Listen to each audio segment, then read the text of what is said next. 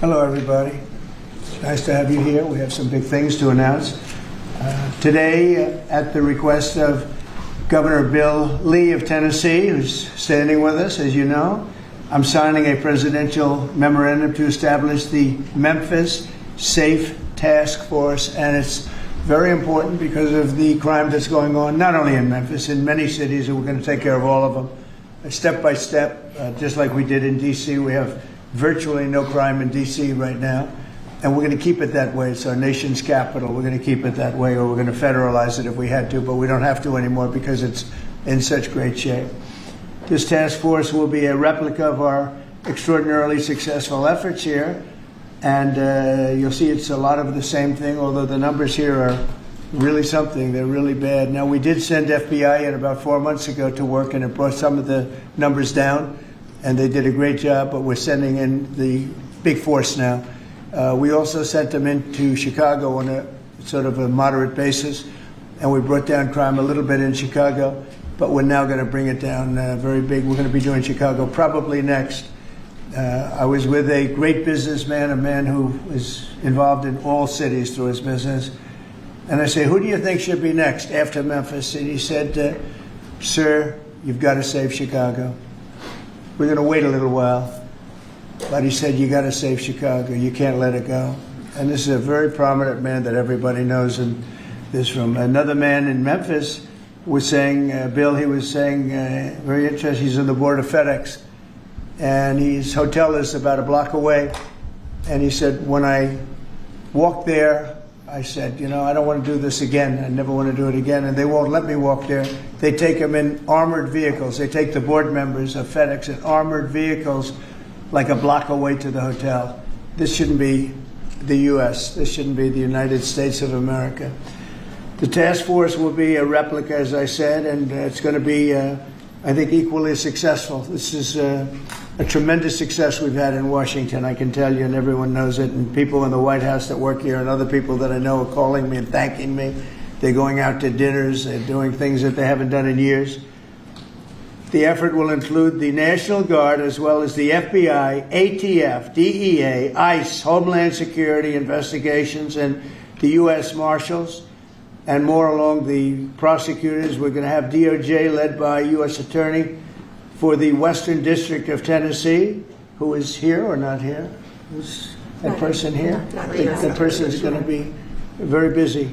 So we're going to have U.S. Attorney for the Western District of Tennessee, and most importantly, Pam Bondi's here. She's heading it up, and she's doing an unbelievable job in every respect beyond this. So also worked with some of the members of the team right here on D.C., and we're very proud of that effort. We essentially had the crime down to a very low rate in 12 days, and within another 10 days after that, it was so incredible. And it continues at that level, and we're going to continue. We have to because it's our capital. This team will deploy the full powers of federal law enforcement agencies and enforcement generally to restore public safety and get dangerous career criminals off of our streets. We're going to get them off. In 2024, Memphis had the highest violent crime rate, the highest property crime rate, and the third highest murder rate of any city in the nation. Other than that, they're doing quite well, thank you. A person is 4 times more likely to be murdered in Memphis, Tennessee today than in Mexico City. It's been, and you know Mexico City is not a cakewalk. It's been overrun with carjackings, robberies, shootings, and killings. There were 249 murders, 429 rapes, 5,616 burglaries, and 12,522 violent assaults in just the last little while in 2024 and in pieces of 2025, where it's actually gotten worse until recently when we sent the FBI down to see what the hell is going on. Last month, a vicious thug carjacked an elderly woman parked at the movie theater, dragged her out of the car, and body slammed her into the pavement, where she is still trying to recover. Probably won't be successful. So we're not going to allow this kind of savagery to destroy our society anymore. We're stopping it, doing one by one, time, but we want to go quickly. We don't want to lose Chicago. We're going to lose Chicago. We're going to lose places like you go to St. Louis. St. Louis, we're going to lose St. Louis. We're not going to lose. We want to save these places. You're going to lose them. It was the way the man said it. A very high quality man. I said, "Who would you do next?" He said, "Sir, do Chicago." You don't want to lose Chicago. We're not going to lose Chicago. So we're going to have to go very big, and we're going to go probably. We're thinking about it for next Pam. We were going to hold it off. We're going to do some of the smaller ones, and the truth is, our people are so good. Gaddy, you're doing a great job wherever you may be. We're doing so good that I don't think we need too much practice, right? But we got to go and save our big cities, our great cities. Chicago's a great city, and we're going to make it great again very soon. And I think we can do that. Despite the tremendous size, I think we can do a real job, and we're going to give you the resources that you need. So with that, I'd like to just end by saying we're going to make Memphis safe again, and I'd like to ask Governor Bill Lee to say a few words, and then Pam can talk, and anybody else you'd like to talk to. We'll go through the whole list. We have all day long if we have to, because this is a very important thing. We have to save our country from violent crime. So, Bill? Yes, please. sir. Mr. President, first of all, thank you. Thank you. Thank you for your commitment for federal resources to the great city of Memphis. And it is a great city, and it has a great history and a great legacy. And we are very hopeful and excited about the prospect of moving that city forward. I've been in office 7 years. I'm tired of crime holding the great city of Memphis back. And I have spoken today with the director of the U.S. Marshals, with the director of the FBI, with General Bondi. We realize that this effort of multi-agencies that will combine the work of the Tennessee Highway Patrol and the local police departments, when we come together, we can make significant change in our city, in the city of Memphis, and that is a powerfully important thing for the state of Tennessee, and I want to say thank you. This will be your proudest moment when we see you in 4 or 5 weeks, maybe sooner. You're going to see numbers that will drop and plummet like you haven't. Just like we did in D.C., they plummeted. Nobody can even believe it. And they're going to plummet. It'll be one of your really proud moments, and you've done a good job too. But this will be maybe your proudest moment. Thank you, sir. Okay? And the director, as the director said, the goal is sustained. Right. Got to keep it. Sustained crime lowering, and that with this effort, I believe we can get there. We can finally get there for that city. Yep, we're going to have it sustained. Long time. And your people are going to get better and better, and your police force has been terrific. They're working with us very much, as you know. We started it, as I said, on a little basis, and we got it down quite a bit, but now we go in for the big march, okay? And Director Patel and his team have done remarkable work so far. As you know, the numbers are great, and this will be one more step in the right direction for Memphis. That's true. Thank you. He's done a very good job. Thank you very much. Sir. Pam, please. President Trump, at your directive, we went in, as you all know, to D.C. and took over the city of D.C., working hand in hand with Metro Transit Authority. All of the agencies represented here today got over 2,000 violent offenders, got over 200 guns off the streets of D.C., and D.C. is safe again. And now, Governor, working with you and working with our 2 U.S. senators and all of our agencies working hand in hand, we're going to do everything we can to make Memphis safe again. That was President Trump's directive to us, and it's easy to do when you're working with such great leaders. And Secretary Noem, you have been instrumental in this, and Director Patel has already been into Memphis and gotten so many violent offenders and guns off the street, and that's what started it.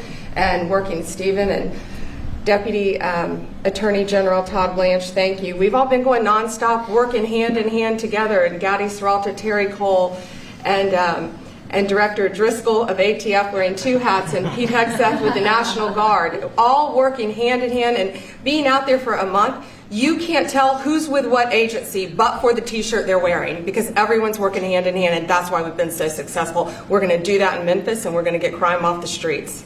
That's great. Thank you, Pam. Great Thanks, job. President. Christy, go ahead. Mr. President, Memphis has a high number of trafficking, significant human traffickers, child exploitation, drug trafficking. The local gangs there are extremely dangerous, and I'm so excited that you're going in there to work with not just the governor and willing local leaders, but also our Attorney General and all the leaders that are standing here today to help protect our children. So what's going to change dramatically is the families' lives that live there, and it's only going to happen because of you, because you're coming in. What has started there, you're going to put on steroids. The networks that you're going to uncover across this country, because of the work that's going to happen in Memphis, we're going to see every city get safer, because we're going to see those ties to other criminals that we're going to get out of the country. So we're a nation of laws.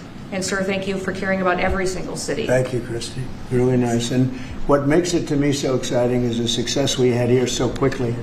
And, you know, we've taken close to 1,500 people out of D.C., but when I saw the result happen so quickly, and so many people are so thankful, and people that you pass them every day and they're fine, all of a sudden they're thanking me so profusely. It was so exciting what's happened. It continues to be what happened in D.C., and so that's what makes this, I think, even more exciting, because we know what's going to happen. We know we have the people. Look, we're sending in a lot of help. These cities have been taken over for years, and the last 4 years under Biden, what's happened is just a disgrace. So it really has, the success we've had here has made it to me much more exciting, because I think we're going to have proportionally. I mean, you have cases where it's even worse. I have some people, we have some people quoted today that we took out of papers. We're so grateful for the National Guard coming, said an owner of a Memphis tax service. It's so dangerous here. It's so darn dangerous that you can't get out of your car. If you get out of your car, he says, you get robbed, you get mugged, you get hit. You can't go to the market or a service station. So, yeah, I want to see crime stop, and I want to see the National Guard come in right away if that's what's necessary. There's a need. Here's another one from a director of a Memphis-based crime prevention organization. There's a need for more boots on the ground. You have to get them done fast before we totally lose it. They're going to lose it all. I got 2 guns put in my face, said another, within 5 minutes at 2 different locations. Said I got a gun put in my face. Then I went someplace else, had another gun put in my face. I was scared. It never happened to me. I've never seen anything like it. Here's another one. I honestly thought he was going to kill me, said a 60-year-old Memphis carjacking victim. A man walked up, give me your car, you got 5 seconds to get out or you're dead. This is what we have in this page after page of the same kind of thing. Cash, would you say a few words, please? Thank you, Mr. President. Thanks to your brilliant foresight, you had asked us to go in quietly into these cities to help set the landscape, to work with the interagency, and to make America safe again. And we've done that under the FBI's banner program of Operation Summer Heat. And the results are only as good as the prosecutions. And because the Attorney General and the Deputy Attorney General have mobilized DOJ to successfully prosecute so many violent criminals, we have set the landscape for the interagency to come into Memphis and really make it safe permanently. As the governor and the senators and the other directors were saying, it's not a short-term mission, but thanks to you launching us early, launching us quietly, not looking for the credit, Mr. President, we greatly appreciate your support and the advanced foresight you had in doing that. It's so exciting, and somebody had to do this. A president should have stepped up long ago and saved these cities. So it's not that I wanted to do it, believe me. Somebody had to do it, and we're doing it in a big way. Excellent. Pete, could you say a few words, please? Yes, Mr. President. From day one, the DOW, the Department of War. I'm glad you made that correct. Correct for you, sir. Has been proud to stand with our partners across the interagency, whether it's the southwest border, whether it was Los Angeles getting ahead of that, whether it's right here in Washington, D.C., where Secretary Driscoll and the Army and the National Guard have taken the lead in helping across all of these great folks to secure the city. We are very proud to be here, to stand strong alongside law enforcement. We're glad that Memphis is the place to go. The volunteer state, we're not going to have any problems with the Tennessee National Guard being willing to go in and stand strong in Memphis, sir. Not at all. And get ready, because you'll be doing a lot of other places that are almost as troubled. You got it, sir. Some of them are equal. You look at what's going on in Baltimore, where the governor is telling me how wonderful it is, and you can't walk across the street without being shot. Could I ask our 2 great senators to say a few words? Of course, Please, Mr. Marsha. President, thank you so much. I want to say a thank you to Director Patel, because he had promised that he would come into Memphis. We've had Operation Viper there this summer. There have been over 500 arrests. There are over 100 indictments. And Memphis had the best stats they have had in years this past August. Last month, it was the best August they have had, and it's because of the work that's been done. And now to have a new phase of this enforcement for Memphis, where we are going to have all of these agencies working as a team, as the governor said, making certain that this is a long-term effort to make Memphis safe again. Mr. President, we are so grateful and we thank you. Thank you. Yeah, thanks, Mr. President. And this is an issue that's plagued Memphis since I was a boy, Mr. President. And it's time that we addressed it, and I appreciate your leadership allowing us to do that. And the team that you've assembled here is going to help us deliver the most fundamental responsibility of our government, and that's public safety. This shouldn't be a partisan issue. This should be something that is our primary goal. And certainly I hope to see Memphis become the safest city in America. And thanks for the effort of all of your team here to make certain that happens. Thank you, Governor Lee, and I want to say thanks to the Memphis Police Department and the Sheriff's Department there too, who have all worked closely to bring this together. I look forward to tremendous results. And I want to thank the FBI for the last 4 or 5 months, because they have brought down the numbers quite a bit. Chicago here and a couple of other places that we can talk about later if anybody wants to. Could I ask you to, Terry Gaddy, say a couple of words also? You really did lead the charge here, and you've done such a great job. Please. Mr. President, thank you for always supporting law enforcement. I think the major difference here in Washington, D.C. has been your support for law enforcement, has been empowering the men and women that are on the street working every single day. And I look forward to not only going to Memphis, but other places in Tennessee as well. And I think you'll hear from us real soon, Mr. President. Thank you for your support, sir. We have plenty of places. Yes, sir, we do. You know the country very well. That's great. Thank you, Terry. Please, Mr. President, I just want to say that we're honored once again to lead the charge with the United States Marshal Service, leading and joining 22 other federal agencies. I can say that today we spoke with over 30 of the local agencies, letting them know what to expect, giving them the template that we've done here in DC, so they know what to expect. They're extremely excited. I think everyone is going to be well receiving the law enforcement surge that we're about to take to Memphis. Thank you. Great job. Thank you. And I'm going to ask one of the best lawyers in the country. He is one of the best. Todd, say a few words, please. He is a great lawyer. Thank you, Mr. President. Yeah, look, I think it's been said for the past 15 minutes, the president ran on making this country safe again, and we do not make this country safe again unless we go into our cities where there's the most violent among us and go street by street and block by block and arrest the men and women in this country that are destroying cities and communities for the rest of us. And so what we plan on doing, as the governor said and the senator just said, this has been a problem in Memphis for a long time. We plan on delivering Memphis back to the citizens that are there to raise their families, to go to church, to be in their communities. That's our goal, and that's what we plan on doing, whether it takes 2 weeks or 2 years. That's what we're going to do. Next time. The great Stephen Miller, please say a few words. Thank you, Mr. Show President. the same emotion you do on color. That's hard to do. Yes, I think that's going to see be if I can do it. President Trump's initiative here in Washington, D.C., is important to understand, is the most successful anti-crime initiative in American history. I mean, just think about it for a second. In 30 days, President Trump put together a team that saw the largest ever violent crime reduction in any city in American history. Something that people had not been able to do in 40 years. That is a momentous achievement. And now the president is going to take that same model to Memphis, and as he said, more cities after that. The team the president has put together has no equal today or anywhere in American history. I think what's happening here is that what the president has done is made clear. The power of federal law enforcement that was used for the last 4 years to harass and attack conservatives, to harass and attack Christians, to go after law-abiding families.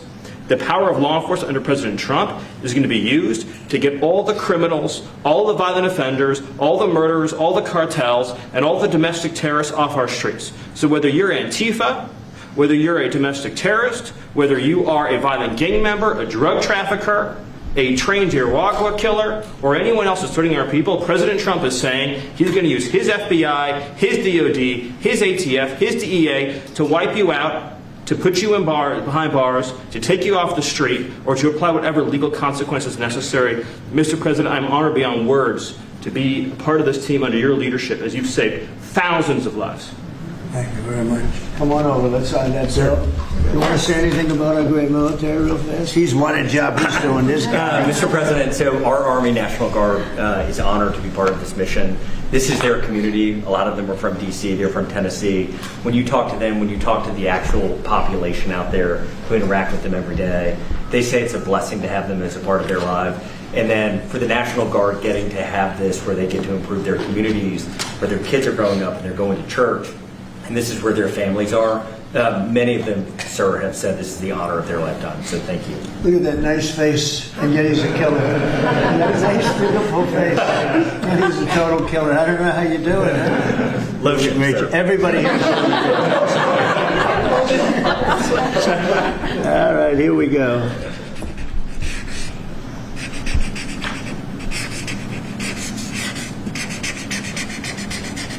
How wonderful. Okay. Wonderful.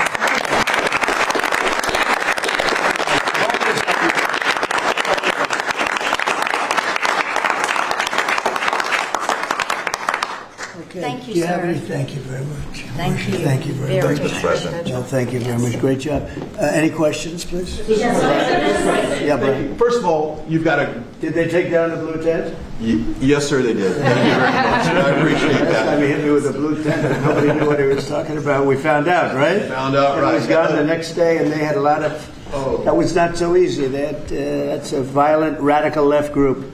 Okay, go ahead. I've heard a lot of comments for doing that. They still have their First Amendment right, though. They're still Yeah, well, I'm not. You've got an amazing team behind you. You've done an awesome job for DC. Thank I you. want to get ahead of a story that I think might come out. You pushed out an email earlier today, really showing dozens and dozens of local media in Memphis highlighting all of the violent crime in that city. So they have no problem reporting the crime, but when you show up to solve it, they're going to run around town looking for that one person that says, we don't want Donald Trump in our city. What can you say to the media there in Memphis, Tennessee, to help let them know the people want you there in their city? Well, I'm not sure they found that person, because I saw them doing some interviews, and it looked like they were looking, but they were in fact, that producer, that person, I think they lost their jobs, because everybody was saying, we want Trump to be there, they want the people right here to be there. Look, it's very simple. In Chicago, they're getting beat to hell. They're being shot. If you lose 6 or 7 people die over a weekend, they consider that a successful weekend. And when you consider that a successful weekend, that's pretty bad. I had the president of Poland here a few days ago, and we had a news conference. Many of you were here. And I made this statement. I said, we're very happy to announce that it's been over 2 weeks since anybody's been killed in D.C., and he looked at me like, is that supposed to be good? He's looking like, what kind of a place is this? And now it's been a long time. But and as I was saying it, I said, I'm not sure if that sounds good to somebody. It sounded great to you, but it doesn't sound good to somebody from a country where they don't have violent crime like we have. But now it's a long time since that's happened. We went for years where at least one person was killed. Now, you're not seeing it all. It's like the border. Millions of people a year ago, millions of people poured into our country. In the last 3 months, there have been 0, as reported by largely Democrats, actually. The border is secure. The country is secure. We've got the hottest country anywhere in the world. And I'll tell you, a year ago, we were a country in tremendous trouble, probably a dead country if it continued. So we're very happy about it. And so just, in terms of your question, people have never seen anything like what we're doing, and I think they're very happy, and they want us to be there. They don't want to be mugged. Who would say, gee, I don't want the National Guard?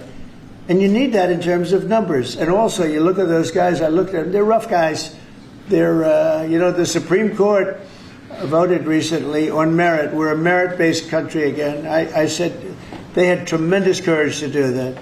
We're a merit-based country again. When I looked at the people that were patrolling the streets for the National Guard and for others, I could see we're merit-based. They were rough-looking, they were tough-looking, and they love our country. So that's where we are, Brian. Thank you. Thank you very much.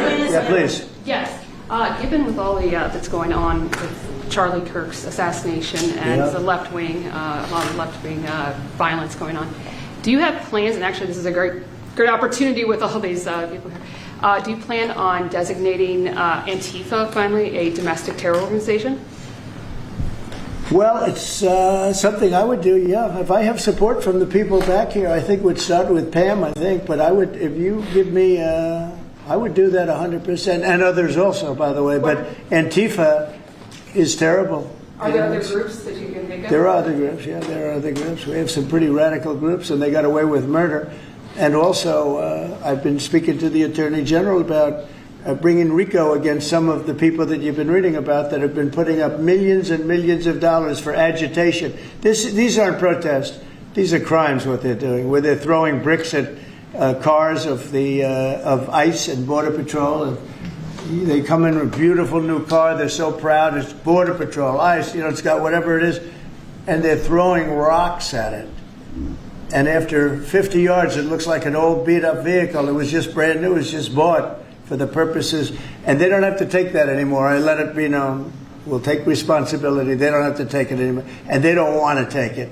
They were told by a past administration, it became almost a culture, if somebody throws a rock at you, do nothing. If somebody spits in your face, do nothing. And I say, when they spit, you hit. You do whatever you want.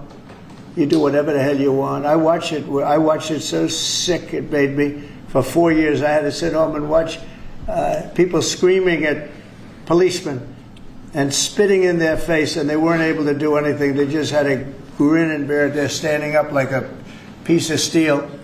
And they're women, in many cases, women. You can see they're professional agitators. I had one the other night. I had 4 the other night, all in one group, total phonies. And I started to scream when I got into a restaurant, something with Palestine. And I said, well, I'm doing a great job for peace in the Middle East. I should get lots of awards for that, right? With the Abraham Accords and everything else. But a woman just stood up and started screaming. And she got booed out of the place, too. There were a lot of people in the restaurant. I went there to show how safe, and it was safe. I mean, the woman is just a mouthpiece. All she was a paid agitator. And you have a lot of them. And I've asked Pam to look into that in terms of RICO, bringing RICO cases against it, criminal RICO, because they should be put in jail. What they're doing to this country is really subversive. Is that Mr. President? Can I ask you one on crime? Mr. President, can I ask you one on crime and one on Charlie Kirk? You've floated potentially going into St. Louis. You mentioned you want to go into Chicago next. Could St. Louis be after Chicago? It's going to be around there someplace, yeah. We got to save St. Louis. We've got to save these cities. This isn't like, we're going to do something. We have to save St. Louis. We have to save Chicago. I know all about Chicago. I have a great, beautiful building. I'm so proud of it.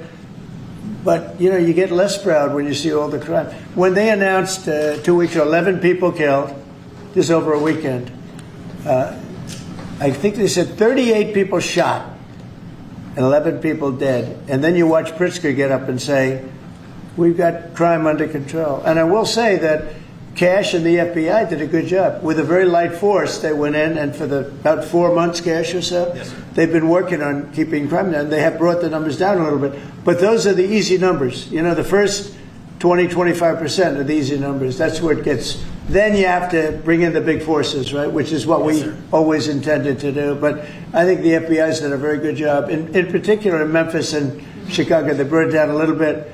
Like 20% and 25%. Well, I guess it's not so little, but we have a long way to go. We think Chicago is going to be next, and we'll get to St. Louis also. And on Charlie Kirk's assassination. And New Orleans we want to get to, too. Your FBI is investigating the potential role of left-wing organizations in the assassination. I'm wondering if you think if Charlie Kirk's assassin worked alone or if he worked with. I don't know. I mean, I can tell you he didn't work alone on the internet, because it seems that he became radicalized on the internet. That's just by watching the same things that you're watching and hearing. It looks like he became radicalized over the internet.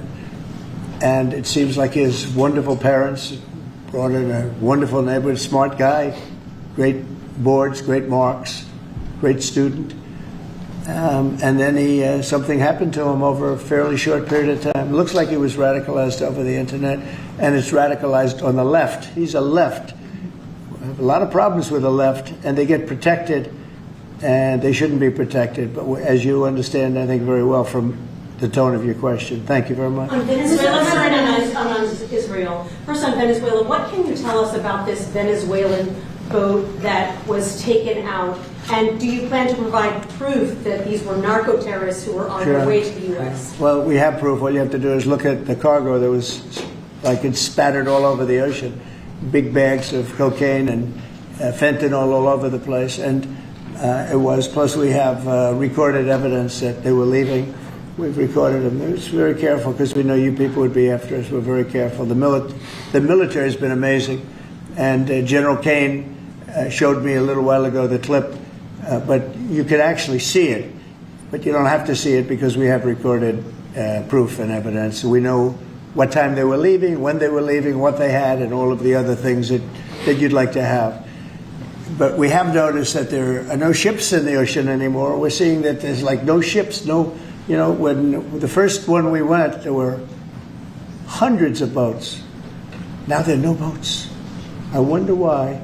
Meaning no drugs are coming across. Probably stopping some fishermen too. I mean, to be honest, if I were a fisherman, I wouldn't want to go fishing. Just a nice, let's take a little trip, because I'd say, man, maybe they think I have drugs downstairs. I don't want that. I think the fishing business has probably been hurt. But there are literally no boats. This was a boat, and we were surprised to see it. Now, what does that mean? That means there's no drugs coming by sea. But they do come by land. And you know what? We're telling the cartels right now, we're going to be stopping them too.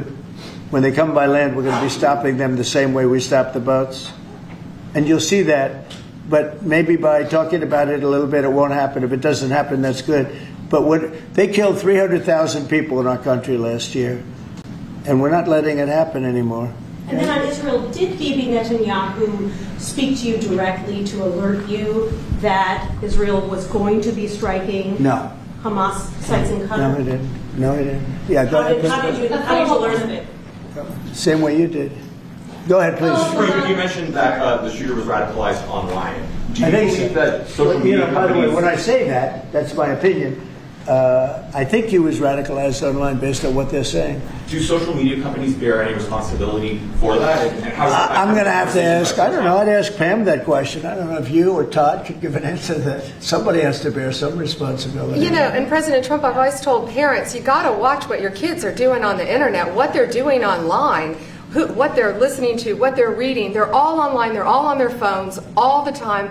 Parents have got to monitor that, because this starts when you're young.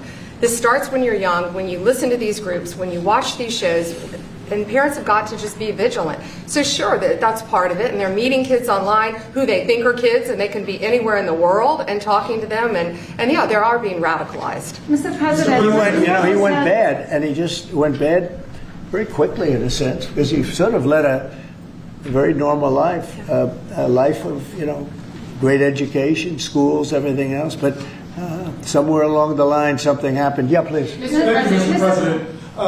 How will you send the National Guard into Chicago without the cooperation of the governor and the mayor? Well, if they do cooperate, that's good. If they don't, it's not going to matter to us at all. You know who wants to help us? Police department. They have no respect for the governor. They have no respect for the mayor. They respect us. And we found that in Washington. We haven't had total support in Washington from government, as you know, from everybody. I don't want to say the mayor because she was better than most, but we haven't had great, but we have had great support from the Metropolitan Police. They're like brothers of these people. They're really like brothers. You see that. They work together. And so if the governor wants to support, as I said to Bill, it's going to be his proudest moment, what he's going to do, the governor of Tennessee, what's going to happen with Memphis. And 3-4 weeks we'll stand together and we'll say, look at this, the crime has almost disappeared, maybe completely disappeared. In Washington, they don't even know how to record it because it's down so much. They've never heard. I heard 87% is down. I said, really, who are the 13%? Because it's more than that. It's actually more. Hard to believe, right? You're going to have the same results in Chicago. And we hope we have the governor's help, but if we don't, we're doing it without him. And on social media, Mr. President, you had the framework that's been agreed to with TikTok, for example. Will China continue to have a stake in the company, or will it go Well, we to haven't decided that, but it looks to me, and I'm speaking to President Xi on Friday for confirmation of that, and, you know, frankly, more importantly, a big deal. And we've had very good meetings. As you know, we were in Europe, our people, Scott Bessent and Jameson Greer, and others. And it was a very big meeting with China. And, you know, they're treating us with respect. We treat them with respect, too. But it was very successful. And on top of it, we have what could be a very good deal. Don't forget, I've had more people say, could you try and keep TikTok alive? I use TikTok. I mean, I have to admit it in the election, and look how I did with youth. No Republicans come close. I blew everyone away. You know, if you look back not so long ago, Romney, he got like 7% of the youth. I got like 8 times that amount. I got tremendous numbers of youth. By the way, I want to say, Charlie helped me.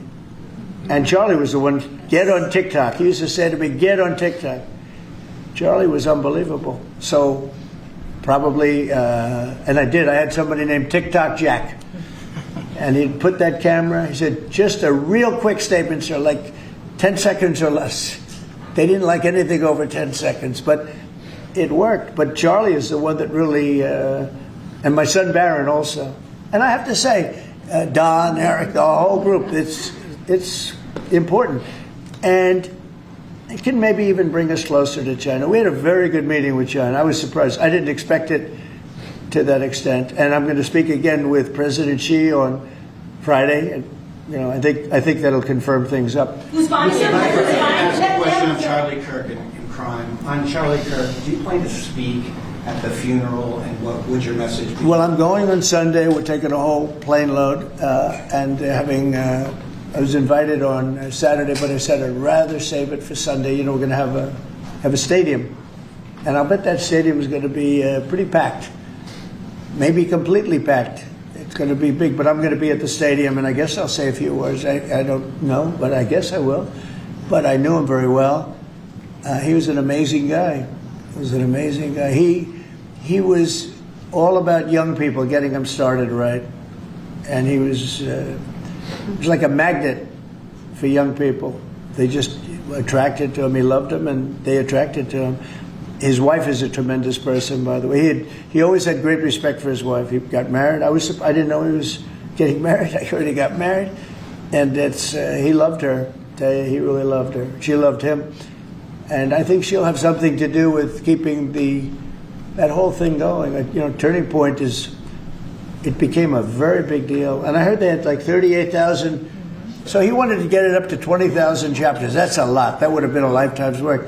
I heard that over the last 4 days, they have 38,000 people 38,000 chapters at colleges, schools, other places.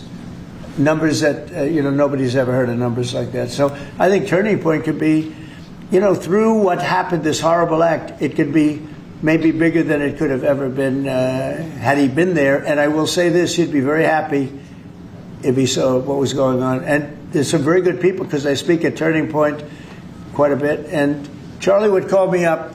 So the last time I spoke to him, he said, sir, and I think it was Phoenix, sir, could you get to Phoenix?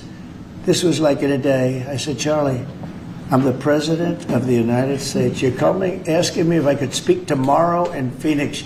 You can't do that to me, Charlie. But usually I ended up going. He was great. He was a great guy, and he didn't deserve this. He didn't deserve this, believe me. Ilhan Omar, after his assassination, called Charlie Kirk a reprehensible human being. Should she be stripped of her committee assignments? I would say, I think she's a disgraceful person. I think she's a disgraceful person, a loser.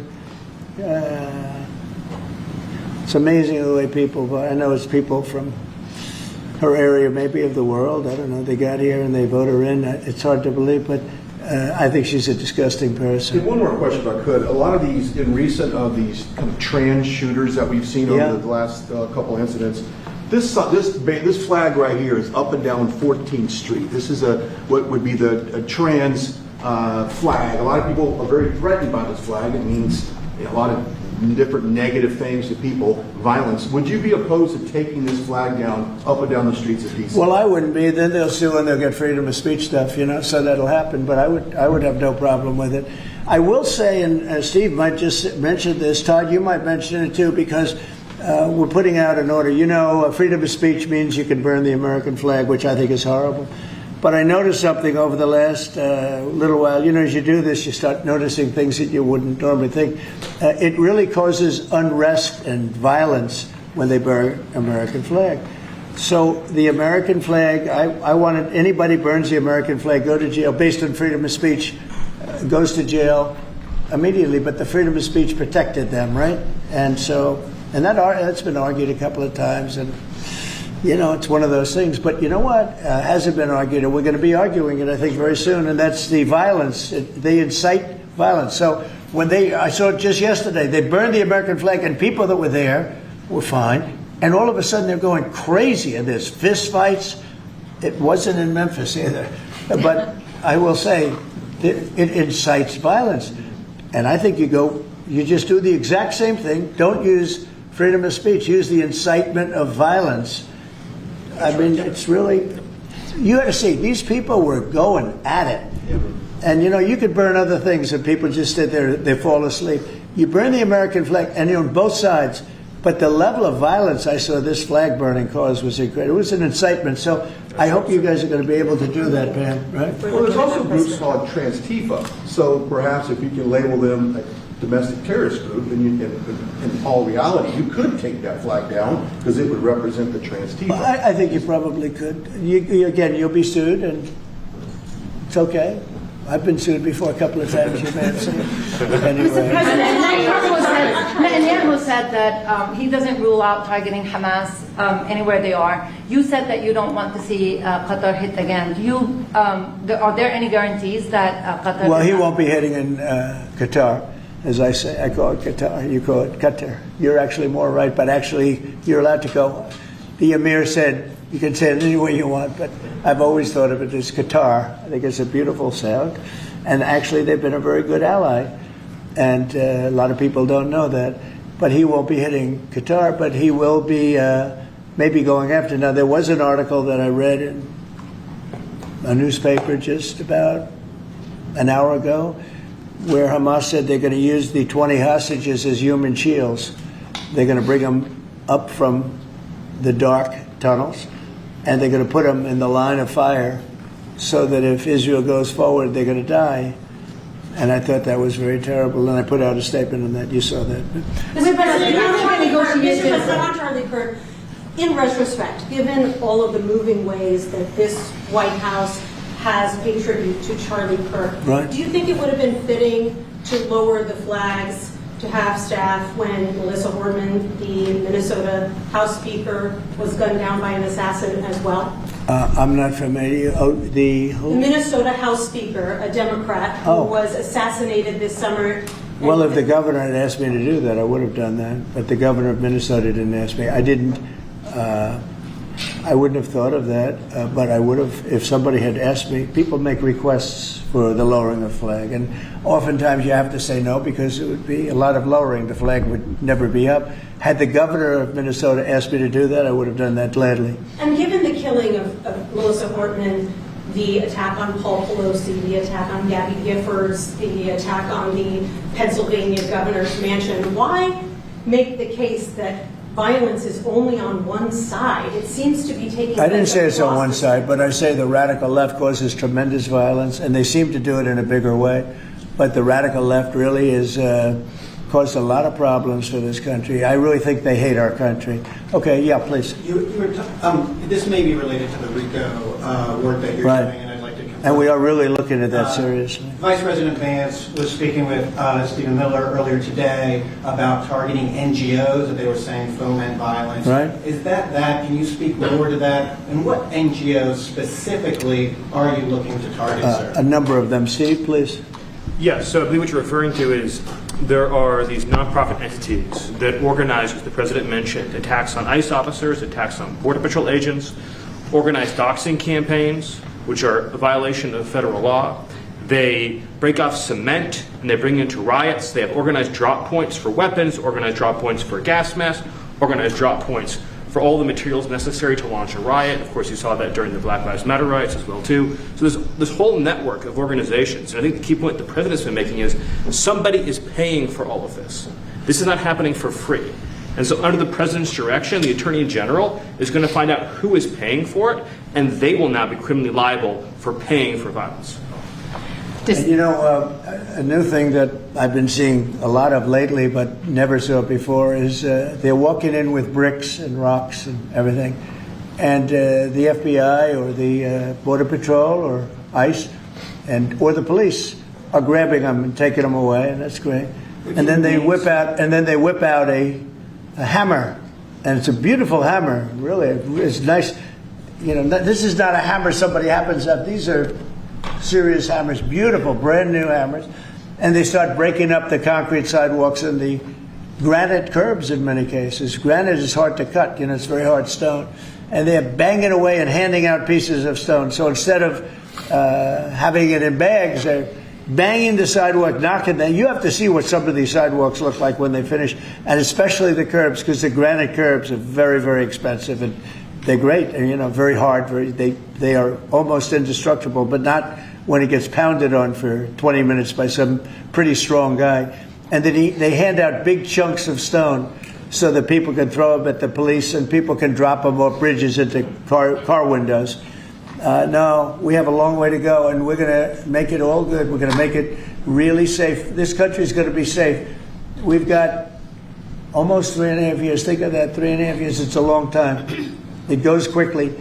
But at the end of that time, I hope one of the many things we can say is that we made our cities safe again. Thank you very much, everybody. Thank you, Mr. President. Thank you, Mr. President. Thank you very much. Thank you.